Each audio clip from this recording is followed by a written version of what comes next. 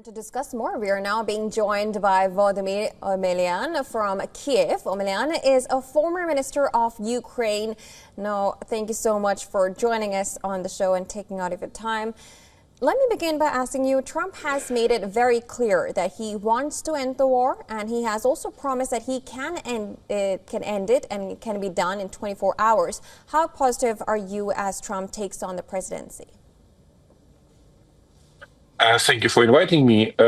Definitely, we fully believe Trump's words, and I think he was honest, telling that he wants to stop this war and all wars all over the world.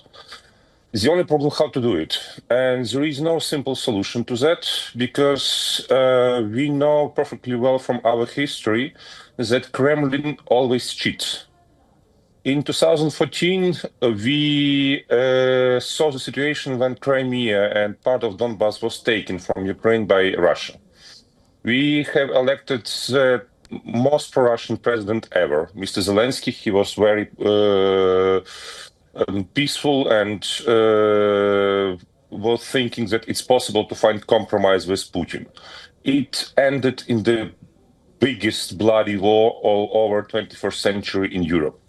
And I don't think that it will be easy task for Trump. I don't think that it's easy task for his new administration coming into power today. But let's keep our fingers crossed.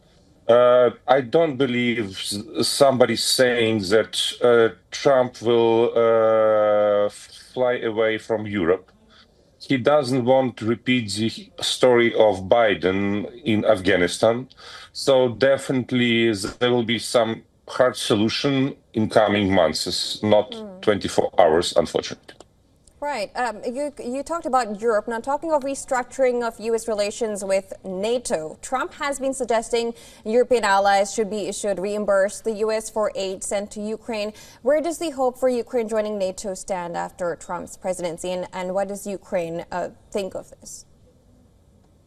Good issue. At least we talk about that. It's already positive signal. Definitely, there are some opponents of Ukraine joining NATO, even inside NATO.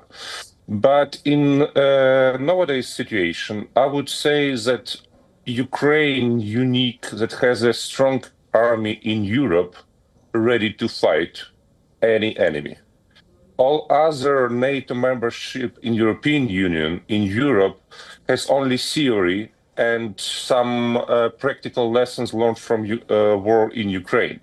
So I hope that one day NATO member states will come to a very natural and organic solution. Ukraine should become a member. I see.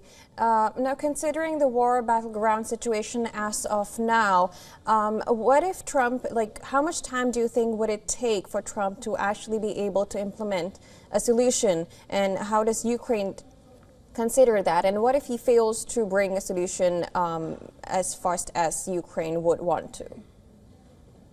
I believe couple of months. I believe couple of months is the soonest. The present situation is also very unstable because of one factor.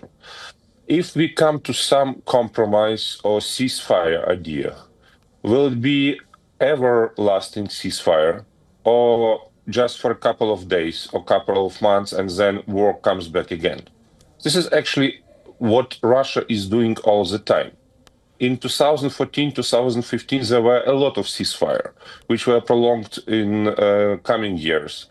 But Russia keep on attacking, and in 2022 started the invasion. Therefore, before the solution found how to tackle this issue, we have to have 100% guarantees from our allies that Ukraine is strongly backed by their weapon, by their finance, and this awful invasion will never repeat again. All right, and considering Trump taking the presidency, looking forward, how do you look at the Ukraine-U.S. relationships going forward? It's anyway strategic ones, and I believe the foreign relations of United States doesn't depend on president. I believe that Trump is true president of the United States, and he understands the nature of interests of Washington in Europe. And I believe that current interest in that situation is Ukraine right now the force of the United States and free Europe in Eastern Europe. All right. Of course, we'll be looking at how all of that plays out once Trump does take the presidency. But thank you so much for joining us and giving your perspective, Mr. Volodymyr. Thank you for having me. Omelian. Thank you.